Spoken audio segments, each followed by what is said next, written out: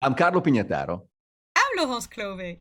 and you are listening to a new episode of Lux and Friends. And it's not just a new episode, but it's an episode you may not expect. Because today we are going to speak about the voice, your own voice, the sound of it, the musical instrument that lays within your body. This is an unusual episode, and we have invited a soprano singer from the United States. She's called Kelly Kang, and she's really going to tell us all the tricks, the to dos to keep your voice and train your voice to the best. Hello, everybody. Hello, Kelly. Hello, Laurence. Hi. Hi. It's a very interesting episode today because, as we said in our introduction, we are going to speak about our own voice, these musical instruments that lay within our body that can literally make or break our communication. And I'm extremely happy to have you. We are extremely happy to have you on the show, Kelly, today. And I may say, I myself in particular, because the two of us have something in common. We are both a trained opera singer, although you are a professional and I am not, or at least no more.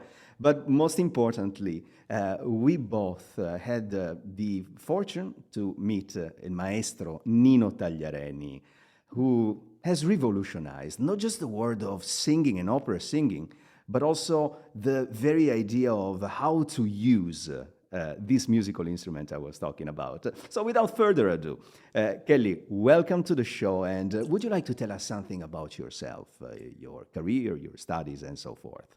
Sure. My name is Kelly Kong. I'm a soprano. I have a studio in Philadelphia. I've been actively performing for over 10 years.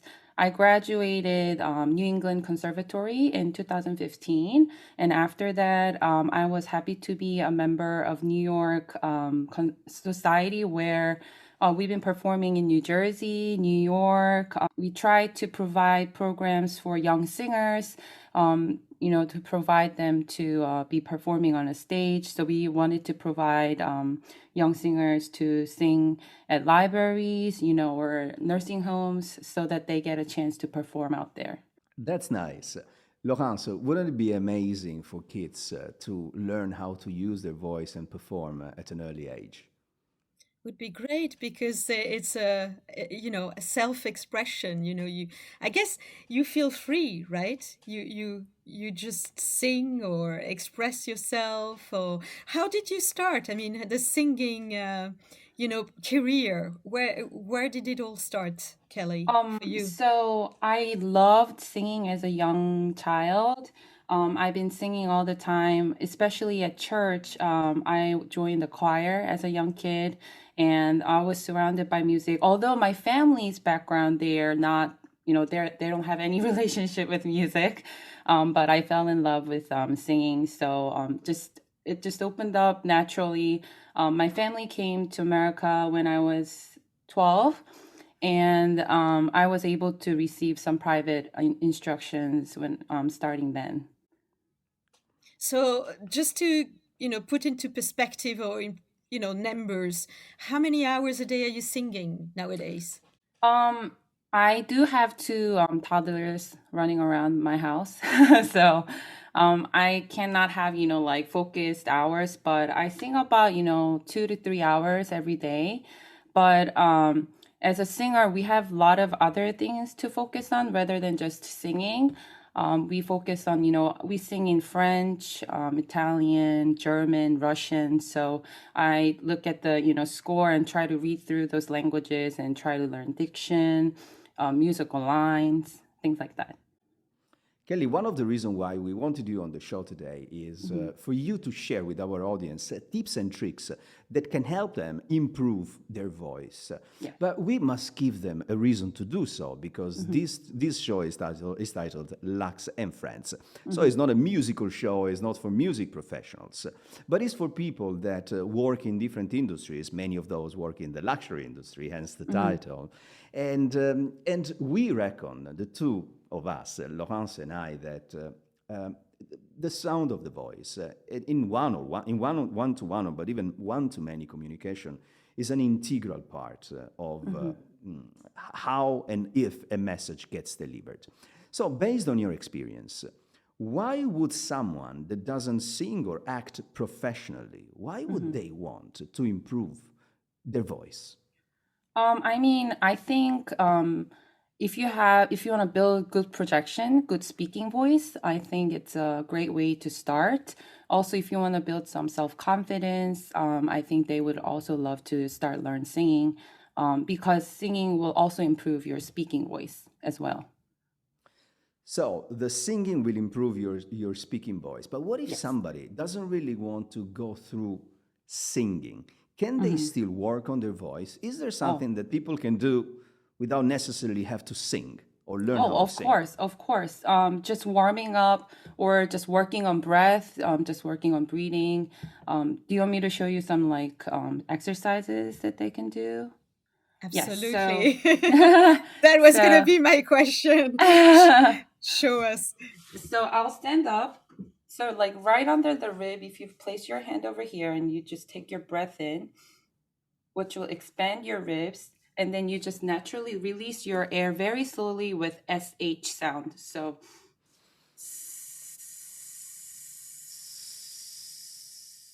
as long as you can do and just let all your air out.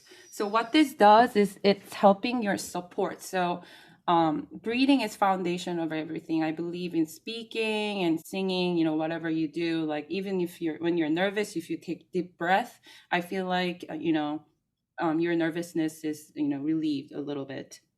So by doing this, a lot of times, I usually do this about, 10 sets a day, 5 times. And what it does is that it makes you support your voice. So when you take the deep breath and start, you can feel that there is some initiation that's starting in your belly.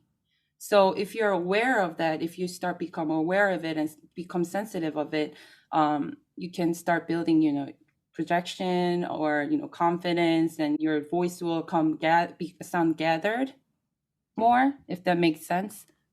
Yeah, that was one of my questions. Sometimes stress or whatever fear, all of a sudden our voice changes. It's Mm-hmm. it's not stable, or it starts moving, and it's Mm-hmm. terrible because you feel, oh my god, this is not my voice, this is not me. How do I change that? This exercise you've just showed Mm-hmm. prevents that occurrence, the voice being changed because of stress. Yes, and also Correct? yes, correct. I also suggest breathing through your nose because that helps you breathe deeper and access the lower breathing chambers. Because if you breathe through your mouth, sometimes people open their chest, so the breathing becomes shallow. So what I would suggest is breathing through your nose and exercise, and also feel where the lower breath happens. And Kelly, what do Yes. you suggest or recommend people should do when, at the end of a busy day, perhaps Mm-hmm. speaking in front of people during a meeting or a presentation, and they Mm-hmm. feel tired here, their Mm-hmm. vocal cords are stressed? What would be some good exercises to relax them? So I think a lot of people neglect cooling down. Most of the time, we warm up our voice, but we neglect cooling down. So what you can do, one of the exercises you can do is just humming on your own pitch, like, and then chewing your humming. So like, or sometimes chewing on ice really helps to relieve the swollen vocal cords. So like, take an ice and just chew on it, and it'll really, really like, relieve your vocal cords as well. And also some lip trills down the scale, like to where your speaking voice is. Then that'll actually calm your voice down. That'll actually also relieve your voice down as well. Can you explain it again? Let me try it to see if I Okay. let me try it to see if I got it right. So Okay. something Can like you? Yeah. like Can you? that. If you can't, yes. If you cannot do lip trills, humming would also help. So like, Okay. mm, Okay. In some sort of a falsetto. Like that. yes. But stay Moving in from your, falsetto to full voice. yes, but stay in the lower pitch a little bit more. So, hmm, like that. That's your turn, Laurence. Oh my God. I'm going to try. What I love is that it sounds like a gym exercise, a real, I'm working on my own body and I'm helping my body to feel better and to express itself better through the voice. And it's so unique. So it's just, I've never heard it before. It's like a completely new training. I love it. So, Yeah, but you won't get away with it. okay, Try the exercise.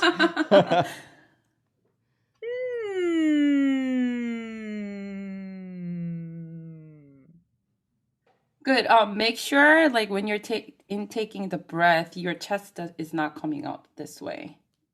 That's what I've done. Okay, no go. All right. I also wanted to point out that having a good posture is also helping you have a better voice as well. So just stand up tall when you're doing this and open up your chest and lift up your chest as well, just a little bit.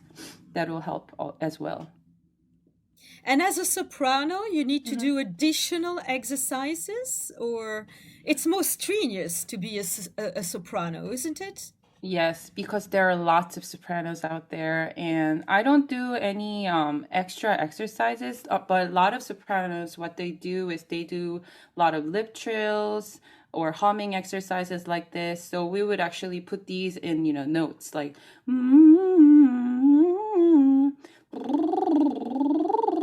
we would go up and down the scale doing this as a warm up. And I also do this as a cool down as well. And do you think sopranos can lose the soprano pitch and go down? I mean, does that happen often? Oh, yes. Especially when I was pregnant, I wasn't really able to access my higher voice because of, I don't think it's because I had enough, breath, especially towards the, third trimester. But a lot of sopranos, they get heavier as they get older. And because, vocal cord is also muscle.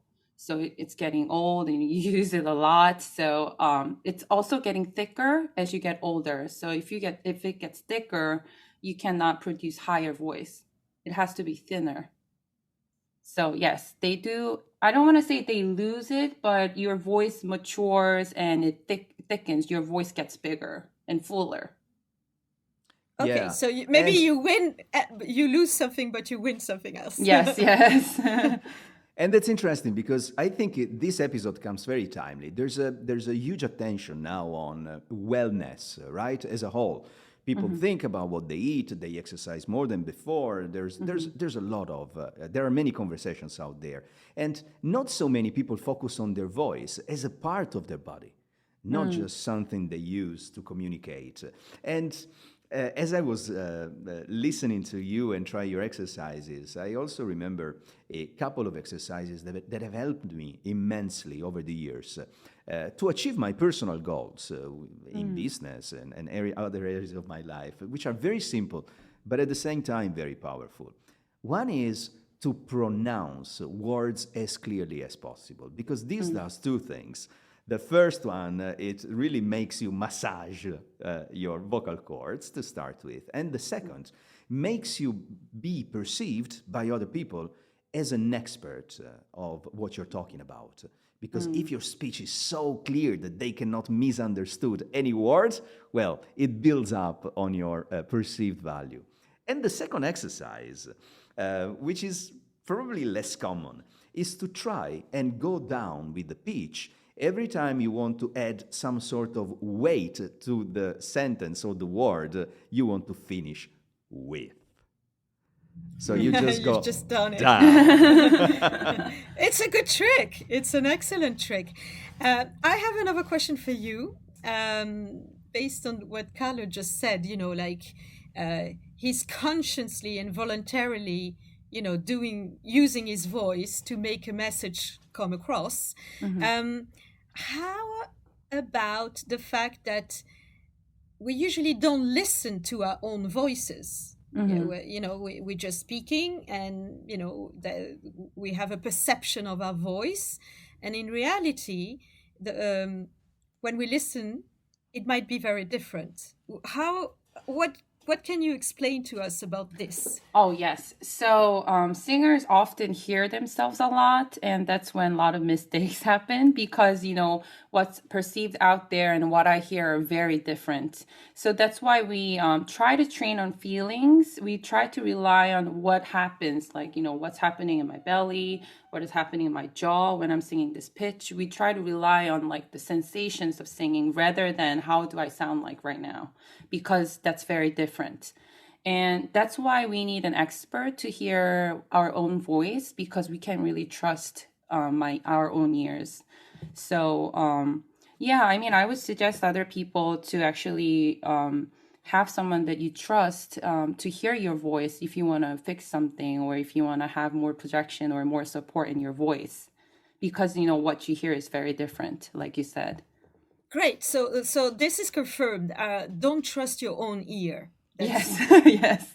Don't okay. trust your own ear. Yes. And speaking of other people's voices, what are can you name three people who have fantastic voices in your Oh, opinion? Not just singers, yeah, also actors, people with a speaking voice or a singing voice.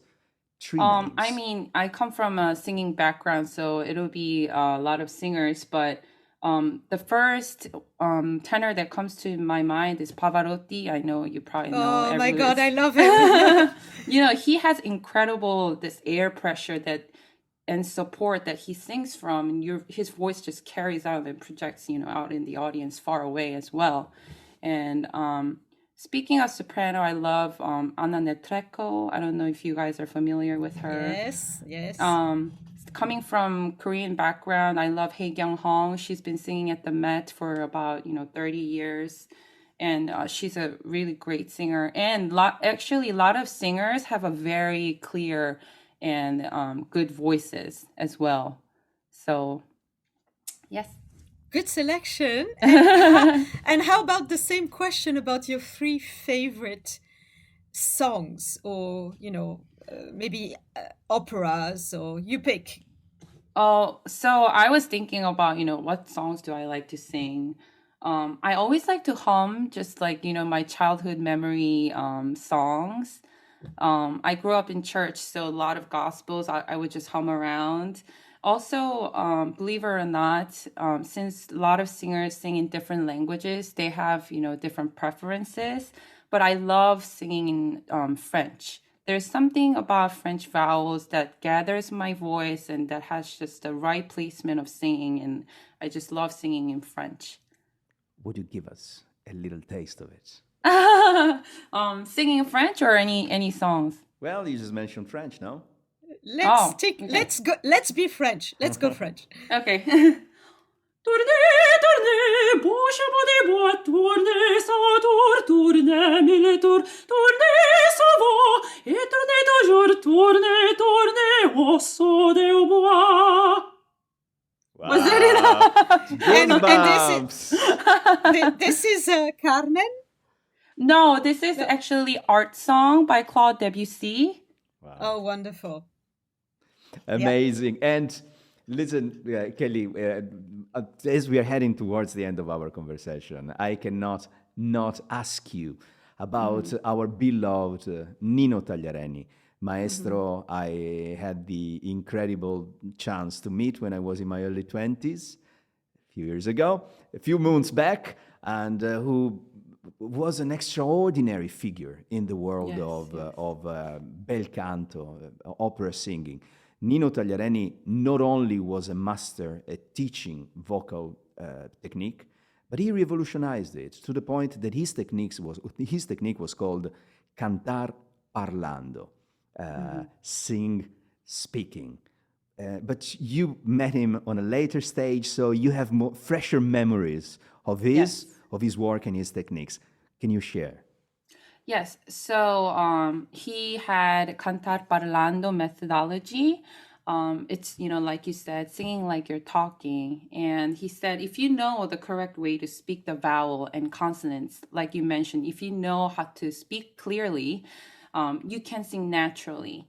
And also, you need to know the flow and the accent of the language that you're singing. So he was more focused on the language than the melody or the change of pitches, because he believed that if you know the precise pronunciations of the language, then the line, the melody will come naturally. Yeah, and I remember the training with him, and you would sing the higher notes literally effortlessly, as if you were speaking. So I would sing those A and B and a few C's here and Oh, there. wow. But Wow. at the time, no longer. I can reach the C sharp, sorry, a B sharp, but that's hard to me now. But I remember doing that without any physical tension, which people would be surprised and would react like this, like, wow. So can Oh, I ask? yeah. Oh, Sorry, yes. Kelly. I No, have it's fine. one. We heard you sing like that. Out of the blue. It's beautiful to hear you. Is there one challenge you have at the moment that you have set yourselves? Like this is difficult, and this is the challenge I'm putting on myself. Oh, yes. Since we are singing in different language, I think it's really difficult for me to carry out what I'm trying to say or the message that I have in the song. So I think our goal as a singer is to carry the lyrics out to the audience and really provide them, take them to the different world with lyrics. But since we are singing in different languages, or even if I'm singing English or my native language, Korean, I find that it's very difficult to immerse myself just into the lyrics and sing, because as a singer, I always feel like, oh, this is the pitch, this is A, I need to sing this well, rather than focusing on the lyrics. So, meaning Nino really helped me because he talked about, speaking, singing. It's the same thing. You learn, the language first, and everything will follow. And I try to speak the language more so that I can immerse myself to the lyrics. I think this makes sense in the corporate world as well. To tell people, focus more in what you have to say rather than how you say it. Content over style, meaning over words. Yeah, I couldn't Effect, agree more. effect, effect. What's the effect? What's What's the the effect? impact? Exactly.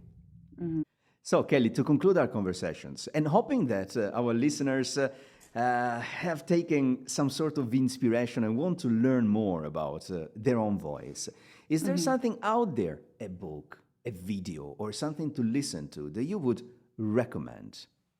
Yes. So this is a book by Anthony Yan. He's a really renowned ENT and he works for Metropolitan Opera as well. This is called Vocal Health for Singers, but it has a lot of questions that would help speakers as well. So one of the questions that they would have is, my voice is feels very dry. What should I do? Or I have acid reflux. What time is the best time to sing during the day? Things like that. So it addresses questions that a lot of people who are not singers might have about their voice as well. Not A very good taken. book. It was great to have you on the show. All right.